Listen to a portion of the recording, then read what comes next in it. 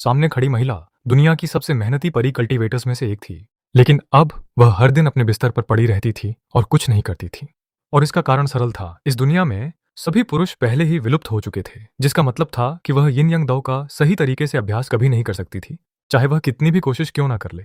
उस दिन हमेशा की तरह उसने लापरवाही से आकाश से एक पुरुष के गिरने की कामना की, लेकिन हम दोनों में से किसी को भी उम्मीद नहीं थी कि अगले ही पल मैं वास्तव में ऊपर से नीचे गिरा और उसकी छत को तोड़ते हुए सीधे अंदर आ गया। मैं मलबे से धीरे धीरे उठा और छत में किए गए उस बड़े छेद को देखा, फिर अजीब तरीके से अपना सिर खुजलाते हुए कहा, परी, इसके लिए माफी चाहता हूं। आप जो भी मुआवजा चाहेंगी मैं उसका भुगतान कर दूंगा। लेकिन गुस्सा होने के बजाय मेरे सामने खड़ी वह खूबसूरत महिला अपनी चमकती आंखों से मुझे घूरती रही और उत्साहित होकर बोल पड़ी, तो फिर मेरे पति बन जाओ। मैं मौके पर ही जम गया और अविश्वास के साथ उसे देखा। तुम चाहती हो कि मैं तुम्हारा पति बनूं? इससे पहले कि मैं इसे समझ पाता, उसने अचानक मेरा हाथ पकड़ा और मुझे बिस्तर की ओर खींचते हुए अधीरता से कहा, हम अभी इसी वक्त वैवाहिक कक्ष ब्राइडल चैम्बर में प्रवेश करेंगे। मेरा पूरा दिमाग काम करना बंद कर गया। रुको, तुम्हारा मतलब शादी वाली बात से है? मैंने घबराकर पूछा। लियू रोयान ने तुरंत सिर हिलाया। स्पष्ट रूप से उसके पास अब और धैर्य नहीं बचा था। अगले ही पल उसने सीधे अपनी बाहें मेरे चारों ओर लपेट लीं और बिना किसी हिचकिचाहट के मुझे चूम लिया। मेरा दिमाग पूरी तरह से खाली हो गया था, लेकिन चूंकि विरोध करना स्पष्ट रूप से असंभव था, इसलिए मैंने बस अपनी आंखें बंद कर लीं और इसका आनंद लिया। तभी बाहर से एक तीखी महिला की आवाज आई, लियो रोयान, शोर मत करो। लियो रोयान ने घबराहट में तुरंत मुझे फुसफुसाकर कहा। प्रांगण के बाहर पीले रंग के वस्त्र पहने एक आध्यात्मिक दिखने वाली युवा लड़की खड़ी थी। शेन वानकिंग ने संदेह से भौहें सिकोड़ी और पूछा, तुम क्या कर रही हो? तुम्हें इतनी देर क्यों लगी? यह स्पष्ट था कि उन दोनों महिलाओं की आपस में बिल्कुल नहीं बनती थी, और अपनी अच्छी पल के बाधित होने के बाद लियो रोयान का मूड और भी खराब हो गया। शेन वानकिंग ने अपने पीछे वाले घर की ओर देखा और अपनी आंखें सिकोड़ लीं। मैंने अभी यहां से कुछ अजीब आवाजें सुनी। लियो रोयान का दिल धड़क उठा, लेकिन उसने तुरंत शांत रहने का नाटक किया और जवाब दिया, मैं पहले एक मंत्र का अभ्यास कर रही थी और गलती से छत उड़ा दी। सच में? तो फिर मैं देख लेती हूँ। यह बस एक छोटा सा छेद है, मैंने इसे पहले ही ठीक कर लिया है। लियो रोयान ने जल्दी से उत्तर दिया। शेन वानकिंग ने एक पल के लिए उसे घूरा और अंत में कहा, अगर सब कुछ ठीक है तो मैं पहले जाती हूँ। शेन वानकिंग के चले जाने के बाद ही लियो रोयान ने आखिरकार राहत की सांस ली। उसने घर के चारों ओर एक रिस्ट्रिक्शन फॉर्मेशन जोड़ी और बाकी नुकसान को ठीक करने के लिए खुद छत पर कूद गई। सब कुछ पूरा होने के बाद वह उत्साहित होकर कमरे में वापस लौटी और मुझे देखकर मुस्कुराई। पति, मैं वापस आ गई। मैंने उसे जल्दी से रोका और कहा, रुको, पहले हम ठीक से शादी कर लेते हैं। शादी? लियो रोयान की आंखें तुरंत चमक उठी। ठीक है, तो चलो अभी करते हैं। ईमानदारी से कहूं तो उसकी प्रतिक्रिया ने मुझे पूरी तरह चौंका दिया। जिस तरह से वह अधीर थी, उसे देखकर मुझे लगभग ऐसा लगा कि मैं लड़की हूं। मैंने शादी समारोह का सुझाव केवल उसकी ईमानदारी को थोड़ा परखने के लिए दिया था, और वैसे भी उसकी कल्टीवेशन मेरी तुलना में बहुत अधिक थी। ऐसी पत्नी को अस्वीकार करने का कोई रास्ता ही नहीं था। पति पत्नी के नमन समारोह को पूरा करने के बाद हम दोनों ने कुछ देर शांति से एक दूसरे को देखा। फिर लियो रोयान अचानक मेरी बाहों में समा गई और मैंने उसे कसकर गले लगा लिया। पूरे 1 घंटे बाद कल्टीवेटर्स भी अब और सहन नहीं कर सकते थे। लियो रोयान का चेहरा खुशी से भरा था। वह मेरे सहारे टिकी थी और भावुक होकर बुदबुदाई, पुरुष वास्तव में स्वर्ग द्वारा महिलाओं को दिया गया सबसे बड़ा उपहार है। फिर वह अचानक उठी, अपना स्टोरेज पाउच लिया और मेरे पास ले आई। तुम क्या कर रही हो? मैंने भ्रम में पूछा। तुम्हें दे रही हूँ, उसने एक उज्ज्वल मुस्कान के साथ जवाब दिया। अगले ही पल उसने अंदर की हर चीज बाहर निकाल दी। जादुई कलाकृतियां या सामग्री, स्पिरिट हर्ब्स और कई सौ रंगीन चमकते हुए स्पिरिट स्टोन्स, आध्यात्मिक पत्थर तुरंत मेरे सामने ढेर हो गए। पति, यह मेरी सारी बचत है। अब से सब कुछ तुम्हारा है। तुम इसे जैसे चाहो इस्तेमाल करो। मैं अपने सामने खजाने के पहाड़ को खाली निगाहों से घूरता रहा। ये सच नहीं हो सकता, है ना? अपनी क्षमता से मुझे इस तरह की संपत्ति जमा करने में शायद दशकों लग जाते। उस पल जिस तरह से मैंने लियो रोयान को देखा, वह पूरी तरह बदल गया। ऐसी महिला को कोई प्यार कैसे न करे? मुझे गंभीरता से लगा कि मैंने उससे शादी करने के लिए 8 जन्मों के पुण्य कमाए हैं। इस बीच मेरी प्रतिक्रिया देखकर लियो रोयान और भी खुश हो गई। जब तक तुम हमेशा मेरे साथ रहोगे, भविष्य में मैं जो भी स्पिरिट स्टोन कमाऊंगी वह भी तुम्हारे लिए ही होगा। यह सुनकर मैंने अपना हाथ लहराया और जवाब दिया, सच में मैं खुद स्पिरिट स्टोन कमा सकता हूँ। लेकिन जिस पल मैंने यह कहा, लियो रोयान के चेहरे के भाव पूरी तरह बदल गए। उसका पूरा शरीर अचानक तन गया। बाहर अनगिनत महिलाएं थीं। अगर मैं वास्तव में वहां बाहर गया तो वह उन सबके साथ प्रतिस्पर्धा कैसे कर पाएगी? उसने जल्दी से मुझे पकड़ा और चिंता से कहा, पति, तुम बिल्कुल बाहर नहीं जा सकते। बाहर बहुत खतरनाक है, बहुत सारे राक्षस हैं। मेरा दिल तुरंत बैठ गया। मैं जानता था कि राक्षस ऐसे जीव होते हैं जो इंसानों को जिंदा खा जाते हैं, और गैलिंग शहर के पास ऐसे बहुत से थे। मैं अभी केवल चाय रिफाइनमेंट की तीसरी परत पर था। बाहर जाना मूल रूप से आत्महत्या जैसा होता। तो तुम्हारा क्या? मैंने पूछा। लियो रोयान ने धीरे से मुस्कुराकर कहा, मैं ठीक हूँ, मैं यहाँ कई वर्षों से रह रही हूँ, लेकिन तुम वास्तव में बाहर नहीं जा सकते। तुम इस घर से बाहर कदम भी नहीं रख सकते। मूल रूप से मैं साथ जीने और साथ मरने जैसा कुछ रोमांटिक कहना चाहता था, लेकिन अपनी वर्तमान शक्ति के साथ अगर मैं उसके साथ बाहर जाता तो मैं केवल एक बोझ बन जाता। मैंने अपनी मुट्ठी को चुपचाप भींच लिया और सोचा कि एक बार जब मेरी कल्टीवेशन छी रिफाइनमेंट की 5वीं परत तक पहुंच जाएगी, लेकिन इससे पहले कि मैं अपना सोचना पूरा कर पाता, लियो रोयान ने जल्दी से मुझे टोक दिया। जल्दी मत करो, शुरुआती चरणों में कल्टीवेशन अत्यंत महत्वपूर्ण है। तुम्हें धीरे धीरे आगे बढ़ना चाहिए। मैंने कृतज्ञता के साथ उसे देखा और मुस्कुराया। पत्नी, तुम मेरे लिए बहुत अच्छी हो, चिंता मत करो, मैं स्थिरता से साधना करूंगा। मन ही मन मैंने खुद को और भी अधिक प्रेरित किया। मुझे जल्द से जल्द उसके साथ लड़ने के लिए पर्याप्त मजबूत बनना था। इस बीच मुझे सुरक्षित रूप से घर पर रहने के लिए मनाने के बाद लियू रोयान ने धीरे से राहत की एक लंबी सांस ली। अगली सुबह जल्दी उसने अपना युद्ध कवच पहना और काम पर निकल गई। वह माइनिंग पर जा रही थी, अपने पति का समर्थन करने के लिए खदान में। महिला साम्राज्य के उत्तरी पहाड़ की स्पिरिट स्टोन खदान के अंदर लियू रोयान पहले से कहीं ज्यादा मेहनत कर रही थी। छोटी सी तंग खदान सुरंग के अंदर वह लगातार अपनी कुल्हाड़ी चलाती रही और अपने आप से खुशी खुशी बुदबुदाती रही। मेरे पति के लिए मुझे और अधिक स्पिरिट स्टोन निकालने की जरूरत है। मैं उनके लिए बेहतर कपड़े, बेहतर जादुई कलाकृतियां, उड़ने वाली तलवारें खरीदूंगी। जहां तक गोलियों की बात है, मैं अभी बहुत अधिक नहीं खरीद सकती। मैं उनकी कल्टीवेशन को बहुत तेजी से आगे नहीं बढ़ने दे सकती। अगर वह घर से बाहर निकले तो ये बहुत खतरनाक होगा। बाहरी दुनिया राक्षसों से भरी है। मुझे अपने पति की और बेहतर रक्षा करने के लिए सपोर्ट, मैजिक के लिए भी पैसे बचाने की जरूरत है। जैसे जैसे उसने स्पिरिट स्टोन निकालना जारी रखा, उसने सावधानी से हमारे भविष्य की योजना बनाई। अचानक चट्टान का एक टुकड़ा टूट गया और अंदर एक चमकता हुआ क्रिस्टल दिखाई दिया। लियू रोयान की आंखें तुरंत उत्साह से चमक उठीं। उसने उसे बाहर निकाला और अपने बगल में पड़ी बांस की टोकरी में डाल दिया। जब से मुझे एक पति मिला है, मेरी किस्मत भी सुधर गई है। आज मैं निश्चित रूप से ढेर सारे स्पिरिट स्टोन निकालूंगी। उस शाम जब काम खत्म हुआ तो वह पहले ही 50 से अधिक स्पिरिट स्टोन निकाल चुकी थी। वितरण अनुपात के अनुसार वह अकेले अपने लिए 5 से अधिक पत्थर प्राप्त कर सकती थी। शेन वॉनकिंग ने उसे पूरी तरह से हैरान होकर देखा और कहा, तुमने आज वास्तव में 50 से अधिक स्पिरिट स्टोन निकाले? क्या तुम्हारी जैकपॉट लग गई या कुछ और?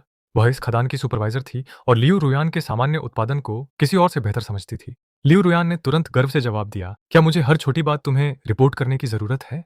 शेन वानकिंग ने जवाब में ठंडे स्वर में नाक सिकोड़ी। शेन वानकिंग को वास्तव में कोई परवाह नहीं थी और उसने बस कटाक्ष किया, तुम आज बस लकी रही, देखते हैं कल तुम कितने स्पिरिट स्टोन निकाल पाती हो। उस पल पास की अन्य महिलाएं तुरंत लियू रोयान के चारों ओर इकट्ठा हो गईं और उससे पूछने लगीं कि उसने इतने सारे स्पिरिट स्टोन कैसे निकाले। लियू रोयान ने लापरवाही से अपना हाथ लहराया और कहा, एक बार जब तुम सभी भविष्य में ची रिफाइनमेंट की 9वीं परत तक पहुंच जाओगी तो तुम भी ऐसा कर सकोगी। बेशक वह वास्तविक कारण स्वीकार करने वाली नहीं थी। जब से उसे एक पति मिला था, उसकी प्रेरणा पूरी तरह से विस्फोट की तरह बढ़ गई थी। उसके आसपास की महिलाओं ने तुरंत अपनी आंखें घुमाई। अगर तुम हमें सिखाना नहीं चाहती तो सीधे कह दो। इस बीच शेन वानकिंग की नजर थोड़ी टिमटिमाई। पिछली रात से ही लियू रोयान अजीब व्यवहार कर रही थी और आज वह और भी संदिग्ध लग रही थी। शेन वॉनकिंग ने चुपचाप ठीक से जांच करने का मौका खोजने का फैसला किया। वह नहीं जानती थी कि यह जांच उसकी पूरी जिंदगी पर भारी पड़ने वाली है। ठीक है, मैं जा रही हूँ, बाद में मिलती हूँ। लियू रोयान ने जल्दी से उड़ने वाली तलवार पर सवार होकर जाते हुए खुशी से कहा। छोटे घर के अंदर वापस मैं पूरा दिन बिना एक बार भी बाहर निकले वहीं रहा था। आखिरकार बाहरी दुनिया खतरे से भरी थी, लेकिन अब जब मेरी पत्नी थी तो मैं उसे हमेशा के लिए बाहर अकेले लड़ने नहीं दे सकता था। इसलिए मैंने घर बैठे पैसे कमाने के तरीके सोचना शुरू किया। शायद ताबीज बनाकर, गोलियां रिफाइन करके, या हमारे परिवार का समर्थन करने के लिए कुछ साइड काम करके। लेकिन समय की गणना करने के बाद मुझे एहसास हुआ कि मेरी पत्नी जल्द ही वापस आ जाएगी। इसलिए मैंने पहले खाना पकाने और कुछ गर्म पानी उबालने का फैसला किया। मेरी पत्नी बाहर खड़ी मेहनत कर रही थी, इसलिए स्वाभाविक रूप से मुझे घर का काम ठीक से संभालना चाहिए। मैंने 3 व्यंजन और एक सूप तैयार किया। फिर बाद में उसके पैरों को भिगोने और आराम करने में मदद करने के लिए गर्म पानी का एक बड़ा बर्तन उबाला। जल्द ही बाहर से उड़ती हुई तलवार के उतरने की आवाज आई। लियू रोयान ने फॉर्मेशन बैरियर खोला और प्रांगण में प्रवेश किया। मैं जल्दी से दौड़कर गया और तुरंत उसके लिए दरवाजा खोला। पत्नी, क्या तुम ठीक हो? मैंने चिंता से पूछा। मैं ठीक हूँ, सब कुछ अच्छा रहा, लियू रोयान ने अपना सिर धीरे से हिलाते हुए जवाब दिया। लेकिन अंदर ही अंदर वह वास्तव में थोड़ा दोषी महसूस कर रही थी, क्योंकि उसने मुझे पूरी तरह से अपने लिए एकाधिकार में रखने के लिए मुझे थोड़ा धोखा देने का विकल्प चुना था। साथ ही उसे लगातार डर बना रहता था कि सब कुछ बस एक सपना था और मैं उसके दूर रहने के दौरान अचानक गायब हो जाऊंगी। इसलिए पूरा दिन वह उत्साहित और घबराई हुई दोनों थी। मैंने उसे कसकर गले लगाया और गर्मजोशी से मुस्कुराया। आओ, मुझे अपना पसीना पोंछने दो और तुम्हारी थकान दूर करने के लिए तुम्हारे पैरों को भिगोने में मदद करने दो। लियू रोयान तुरंत घबरा गई। ऐसा कैसे हो सकता है? पति मेरी सेवा कैसे कर सकता है? जाहिर है कि मुझे पति की सेवा करनी चाहिए। अच्छी बच्ची बनो, बैठ जाओ। मैंने मजबूती से कहा। लियू रोयान मुझे पूरी तरह से अवाक होकर देखती रही। उसकी आंखों में मैं बस बहुत ही ज्यादा परफेक्ट था। भला कौन सा पति एक महिला की सेवा करता है? इस दुनिया में क्या महिलाएं हमेशा पुरुषों की सेवा करने वाली नहीं होती थीं? उसने वास्तव में महसूस किया कि स्वर्ग ने उसे ऐसे परफेक्ट पति के साथ पुरस्कृत करके 8 जन्मों का पुण्य कमाया होगा। पत्नी, गर्म पानी तैयार है, अपने पैर उठाओ, मैंने बेसिन लाते हुए कहा और खुद घुटने टेक कर उसके जूते उतारने लगा। लियू रोयान इतनी डर गई कि उसका पूरा दिल अस्त व्यस्त हो गया। पति, तुम बिल्कुल ऐसा नहीं कर सकते। अपने पति को अपने जूते उतारने देना बहुत ही अपमानजनक था। अगर बाहर की अन्य महिलाओं को इसके बारे में पता चला तो उसे लगा कि या तो वह पीट पीट कर मार दी जाएगी या केवल सबके थूक से ही डूब जाएगी। लेकिन मैंने बस उसके पैरों को मजबूती से पकड़ रखा था खुद जूते उतारे और धीरे से उसके पैरों को गर्म पानी में डाल दिया। उस पल लियू रुयान इतनी प्रभावित हुई कि वह लगभग रो पड़ी। वह वास्तव में नहीं समझ पा रही थी कि उसने जीवन में ऐसा क्या किया है कि वह इस तरह की खुशी की हकदार है। उसके पैरों की मालिश करने के बाद मैं उसके पीछे चला गया और धीरे से उसके कंधों की भी मालिश की, जिससे उसे और भी अधिक दोषी और व्याकुलता महसूस हुई। सब कुछ पूरा होने के बाद मैं मुस्कुराया और कहा, खाना काफी देर से तैयार है पत्नी, चलो खाते हैं। लियू रुयान ने सिर हिलाया और खुद चावल परोसने के लिए चली गई। इस बार मैंने उसे नहीं रोका, क्योंकि मैं बता सकता था कि वह अभी भी घबराई हुई और असहज महसूस कर रही थी। एक विवाह में पति और पत्नी दोनों को समान रूप से एक दूसरे का समर्थन करना चाहिए। जल्द ही हम दोनों खाने की मेज पर साथ बैठे एक दूसरे को खाना खिलाते हुए हमारे बीच के गर्म और स्नेही माहौल का आनंद ले रहे थे। इस बीच प्रांगण से कुछ 100 मीटर बाहर शेन वानकिंग लियू रुयान के घर की ओर घूरते हुए अपनी जेड तलवार के ऊपर आसमान में मंडरा रही थी। उसकी भौहें धीरे धीरे सिकोड़ी। उसने एक फॉर्मेशन बैरियर भी लगाया है, निश्चित रूप से कोई रहस्य है। शेन वानकिंग ने विचारपूर्वक अपनी आंखें सिकोड़ी। क्या वह फाउंडेशन एस्टेब्लिशमेंट बुनियादी स्थापना के लिए तैयारी कर रही है? लियू रुयान बहुत पहले रिफाइनमेंट की 9वीं परत तक पहुंच चुकी थी, इसलिए यह निश्चित रूप से संभव था। लेकिन जो शेन वानकिंग समझ नहीं पा रही थी वह यह था कि लियू रुयान को अब अचानक आगे बढ़ने में रुचि क्यों हो गई, जबकि उसने पहले कभी इसकी परवाह नहीं की थी। रात के खाने के बाद मैंने लियू रुयान की ओर देखा और कहा, पत्नी, मैं ताबीज तालिस्मान बनाना सीखना चाहता हूँ। ये सुनकर लियू रुयान धीरे से मुस्कुराई और तुरंत सिर हिलाया। अच्छा, पति को मेरा पूरा समर्थन प्राप्त है। मैं आत्मविश्वास से मुस्कुराया। केवल तुम्हारा समर्थन ही मेरी सबसे बड़ी प्रेरणा है। फिर मैंने आगे कहा, मैं कीमिया एल्केमी भी आजमाना चाहता हूँ और देखना चाहता हूँ कि मैं किस क्षेत्र में अधिक प्रतिभाशाली हूँ। लियू रुयान थोड़ी हिचकिचाई और फिर धीरे से समझाया, और कीमिया बहुत कठिन है। तुम्हें स्प्लिट हर्ब्स, गोली के फॉर्मूले और गोली की भट्टी, पिल फर्नेस की जरूरत है। उनमें से कोई भी प्राप्त करना आसान नहीं है और लागत बहुत अधिक है। वास्तव में एक क्षेत्र में विशेषज्ञता सबसे अच्छी होती है, क्योंकि अपना ध्यान बहुत अधिक विभाजित करने से किसी भी चीज में महारत हासिल करना मुश्किल हो जाता है। मैंने विचारपूर्वक सिर हिलाया। तो फिर मैं पहले ताबीज बनाने के साथ शुरुआत करूंगा। अचानक लियू रुयान ने चेहरे पर अपराध बोध के साथ अपना सिर झुका लिया। पति, मुझे माफ कर दो। वह बहुत बुरा महसूस कर रही थी, क्योंकि वह मेरी सभी मांगों को पूरा नहीं कर पा रही थी और उसके तर्क का हिस्सा स्वार्थी भी था। अपने दिल में उसे लगा कि वह बिल्कुल भी एक अच्छी महिला नहीं है और मुझ जैसे किसी व्यक्ति की हकदार नहीं है। मैंने तुरंत उसके विचारों को बाधित किया और धीरे से उसे अपनी बाहों में खींच लिया। पति और पत्नी के बीच बहुत अधिक विनम्र होने से केवल दूरी बनती है। हमारे लिए एक दूसरे के साथ स्वाभाविक रूप से रहना बेहतर है। यह सुनकर लियू रुयान अचानक फिर से खिल उठी और उत्साहित होकर उन स्पिरिट स्टोन को बाहर निकाला जो उसने आज कमाए थे। पति, आज मैंने 5 स्पिरिट स्टोन कमाए, उसने गर्व से कहा, जैसे कोई बच्चा प्रशंसा पाने की कोशिश कर रहा हो। मैंने चमकते पत्थरों को देखा और गर्मजोशी से मुस्कुराया। 5 स्पिरिट स्टोन। पत्नी, तुम अद्भुत हो। स्पिरिट स्टोन अविश्वसनीय रूप से मूल्यवान थे। एक का भी मूल्य कम से कम 100 सोने के तौल के बराबर था और अधिकांश समय उन्हें पैसे से भी नहीं खरीदा जा सकता था। लियू रुयान ने गर्व से अपनी छाती फुलाई। कल मैं और भी अधिक निकालूंगी। मैंने तुरंत गंभीरता से अपना सिर हिलाया। अगर यह कभी तुम्हारी सुरक्षा को खतरे में डालता है तो मेरे लिए 100 या 1000 स्पिरिट स्टोन भी कोई मायने नहीं रखेंगे। अगली सुबह जल्दी लियू रुयान खुशी खुशी फिर से खदान की ओर दौड़ पड़ी। आज वह कल से भी ज्यादा स्पिरिट स्टोन निकालने की योजना बना रही थी। वह चाहती थी कि उसके पति को हर दिन उस पर गर्व हो। लेकिन जैसे ही वह पहुंची, शेन वानकिंग ने संदिग्ध रूप से अपनी आंखें सिकोड़ी और कहा, तुम आज फिर इतनी खुश हो? तुम किस चीज के लिए आगे बढ़ने वाली हो? या कुछ अच्छा हुआ है? तुम्हें इसे सभी के साथ साझा करना चाहिए। खुशी तब बेहतर फैलती है जब हर कोई साथ मिलकर उसका आनंद लेता है। लियू रुयान के चेहरे के हाव भाव थोड़े बदल गए। उसने पहले ही खुद को रोकने की पूरी कोशिश की थी, फिर भी किसी ने ध्यान दे दिया। उसने ठंडे स्वर में जवाब दिया, अपने काम से काम रखो। अगर तुम मेरे मामलों में दखल देना जारी रखोगी तो मुझे कठोर होने के लिए दोष मत देना। शेन वानकिंग ने तुरंत उपहास किया। मुझसे कठोर?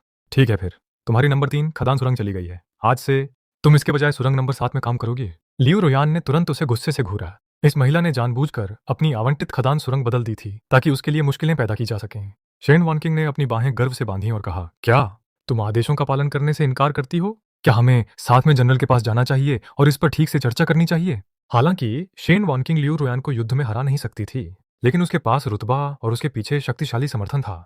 खदान के मैदानों में कई विशेषज्ञ थे। जब तक लियू रुयान आदेशों की अवज्ञा करती, शेन वानकिंग के पास उसे आधिकारिक रूप से रिपोर्ट करने का एक वैध कारण होता। अंत में लियू रुयान केवल अपने दांत पीसकर गुस्से में कह सकी, ठीक है, बस इसे याद रखना। फिर वह मुड़ी और अपने चेहरे पर काले भाव के साथ खदान सुरंग नंबर 7 में प्रवेश कर गई। खदान सुरंग नंबर 7 में प्रवेश करने के बाद लियू रुयान ने जल्दी ही पाया कि अंदर की पत्थर की दीवारें सूखी और बंजर थीं। ये वास्तव में एक अमीर स्पिरिट स्टोन खदान की तरह बिल्कुल नहीं दिख रही थी। उसने आगे की जांच करने के लिए अपनी आध्यात्मिक समझ, स्पिरिचुअल सेंस का विस्तार किया, लेकिन आसपास की आध्यात्मिक ऊर्जा भी अविश्वसनीय रूप से कमजोर थी। अपने अनुभव से उसने तुरंत निष्कर्ष निकाला कि यहाँ स्पिरिट स्टोन के भंडार दयनीय रूप से कम थे, कम से कम खदान के बाहरी हिस्से में। अगर वह बेहतर परिणाम चाहती थी तो उसे